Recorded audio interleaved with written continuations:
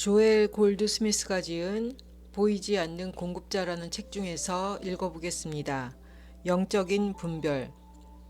깨닫기 전에 우리는 좋은 사람들과 나쁜 사람들, 병든 사람들과 건강한 사람들, 선한 힘과 악한 힘을 보게 됩니다. 악을 보는 것은 단지 우리가 보고 있는 것에 대한 우리의 무지일 뿐이다. 여기에 대해서 설명해 보겠습니다. 예술에 무지한 사람들은 대가가 그린 유화를 보고도 그저 캔버스 위에 물감이 칠해진 것을 볼 뿐입니다. 그들에게는 그것이 전부이고 언제나 그럴 뿐입니다. 그들은 그림을 감상할 줄 모릅니다. 하지만 그림을 감상하는 법을 배운 사람들은 그림에 매혹당하게 됩니다. 음악 역시 마찬가지입니다. 어떤 사람들은 웅대한 교향악을 듣고도 끔찍한 소리로만 생각하겠지만 교향악 연주에 매혹당하는 사람들도 많습니다. 음악이든 미술이든 감상을 할 줄 알아야 합니다.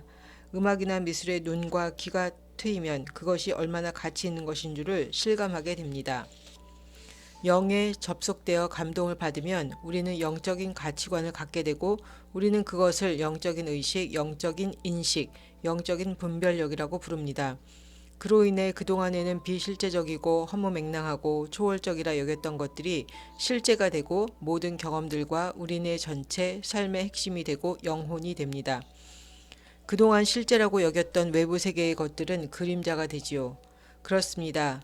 우리는 계속해서 먹고 마시고 잠자고 즐기지만 외부 세계의 것들은 더 이상 내면의 세계의 것들만큼 우리를 감동시키거나 흥분시키지 못하게 됩니다. 영적인 의식으로 우리는 이제 보이지 않는 세상을 보게 되었네. 만질 수 없는 세상을 만지게 되고 알 수 없는 세상을 알게 되었네. 감지할 수 없는 그대를 붙들게 되었네. 하나님의 나라 중에서. 여기에서 우리는 누구일까요? 세상 사람들은 보이지 않는 것을 볼 수 없습니다. 만질 수 없는 신을 만지지 못합니다. 알 수 없는 것을 알지 못합니다. 보이지 않는 신의 현존을 붙잡지 못합니다. 그러니 우리는 세상에 속하지 않는 사람들입니다. 우리는 영적인 인식을 하던 사람들이고 내면의 아버지에게로 시선을 돌려서 이러한 내적인 신의 현존, 이러한 내적인 빛, 이러한 내적인 광의에 대한 깨달음을 어느 정도 얻은 사람들입니다. 나머지 세상 사람들에게는 만질 수 없고 인식할 수 없는 것에 대해서 깨닫고 붙잡고 시선을 놓치지 않을 수 있는 것은 내적인 시야를 통해서만 가능합니다. 그러기에 성경은 우리에게 이렇게 말합니다. 잠에서 깨어나라. 죽음에서 일어나라. 그리스도께서 그대에게 빛을 비추어 주시리라. 꿈에서 깨어나게 될 때 당신은 무엇을 보게 될까요? 당신 자신이 두 날개를 지니고 떠돌아다니는 모습을 보게 되지는 않을 것입니다. 당신은 여전히 다른 사람들과 똑같은 발로 지구 위를 걷고 있을 것입니다. 똑같은 눈으로 보고 있을 것입니다. 하지만 당신이 바라보는 풍경은 전적으로 다를 것입니다. 이제 더 이상 당신은 좋은 사람들과 나쁜 사람들, 병든 사람들과 건강한 사람들, 신분이 높은 사람들과 낮은 사람들을 보지 않을 것입니다. 깨어나는 순간 당신은 무한한 존재로서의 하나님, 그리고 개인화되어 있는 하나님을 보게 될 것입니다. 당신의 진정한 정체성을 깨닫게 될 것입니다. 이러한 내적인 시선으로 당신은 보이지 않는 세상을 사람 안에서 숨어 있는 보이지 않는 하나님의 아들을 보게 됩니다. 당신의 내적 시선으로 당신은 이제 선과 악이 아니라 오직 선만이, 오직 좋은 것들만이 존재한다는 것을 보게 될 것입니다. 이렇게 보이지 않는 우주를, 이렇게 보이지 않는 진실을 볼 수 있어야 합니다. 물고기가 지금 여기 물속에서 헤엄치고 있다고 깨닫고 독수리가 지금 여기 공기 속에서 날고 있다고 깨닫는 것과 마찬가지로 우리도 지금 여기에서 나는 하나님 안에서 내 존재를 가지고 움직이고 살고 있다는 것을 깨달아야 합니다. 아무리 상상력을 동원해도 물고기가 물 밖에서 헤엄치는 모습이나 독수리가 대기를 떠나 날아다니는 모습은 떠올릴 수가 없을 것입니다. 그것만 유념한다면 우리는 어떻게 무슨 이유로 당신이나 내가 하나님 바깥으로 나갈 수가 없는지를 이해할 수 있습니다. 우리는 하나님의 영역 바깥으로 나갈 수 없고 우리 자신의 존재 바깥에서 하나님의 영역에 이를 수도 없습니다. 왜냐하면 우리는 우리 안에 있는 하나님과 하나님 나라 안에서 우리의 존재를 갖고 움직이고 살고 있기 때문입니다. 한 방울의 물이 바다에 속하듯이 한 방울의 물 속에 바다가 들어있다는 것도 역설적이지만 진실입니다. 물리적으로는 가능할 것 같지 않은 것이 영적으로는 진실인 경우가 많습니다. 영적으로 우리는 하나님 안에서 존재를 가지고 움직이고 살고 있다는 것을 압니다. 하나님 역시 당신 안에서 자신의 존재를 갖고 움직이고 살고 있는 것입니다. 왜냐하면 하나이기 때문입니다. 하나님은 무한한 존재입니다. 하나님은 무한의식입니다. 하나님은 유일한 존재이고 유일한 의식이므로 하나님은 우리의 개인 의식이기도 합니다. 아버지의 있음은 곧 나의 있음입니다. 어떤 순간에는 우리 스스로 온전함과 충만함을 가리기도 하지만 그렇다고 진실 자체는 변화되지 않습니다. 펼쳐짐의 과정 속에서 불완전함을 경험할 뿐입니다. 오늘 우리는 자신을 하찮은 벌레 한 마리처럼 여겨서 그분의 발 아래에 앉을 가치도 없다고 느낄지도 모릅니다. 하지만 아주 작은 깨달음만으로도 우리는 그렇지 않아. 나는 진리를 배우는 사람으로서 벌레 한 마리보다는 훨씬 가치 있는 존재야 라고 말할 수 있는 지점에 도달할 수 있습니다. 조금 더 나가면 나는 하나님의 자녀라고 말하게 될 것입니다. 더욱 더 나가면 이렇게 말하겠지요. 나는 하나님의 자녀일 뿐 아니라 상속자야. 하늘나라의 모든 부를 상속받는 그리스도와 공동 상속자야 라고 말할 수 있게 될 것입니다. 그렇게 점점 성장하는 것 같지만 그렇지 않습니다. 언제나 그래왔고 지금도 그러하고 앞으로도 그러할 우리 존재 상태를 단지 점점 더 알아가고 있는 것일 뿐입니다. 한 마리 하찮은 벌레에서 하나님의 그리스도로 변화되는 것이 아닙니다.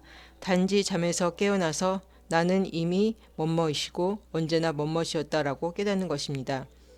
우리는 우리의 새로운 정체성을 스스로 정하고는 마치 그것이 진실인 것인 양 그 세계 속에서 살아왔으며 지금까지는 실상을 깨닫지 못했습니다. 우리는 유혹에 직면하게 되는 경우가 적지 않습니다.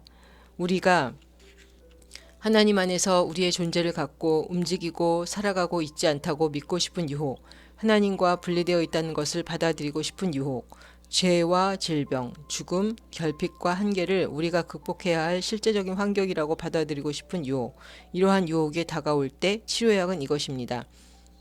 고맙습니다, 아버지. 나는 당신 안에 이미 집에 돌아와 있습니다. 나는 지고의 성소에 존재합니다.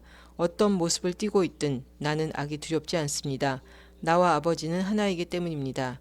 아버지가 가진 것은 모두 저의 것이기 때문입니다.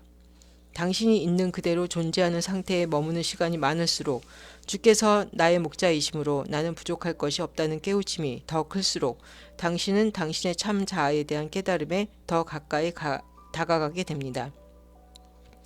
주를 찾으려고 하지 마십시오. 주를 당신의 목자로 만들려고도 하지 마십시오. 목자를 찾지도 마십시오. 단지 주께서 당신의 목자임을 깨닫고 그러한 진실의 안전함과 편안함 속에서 결핍이나 한계의 모습들을 직면하십시오.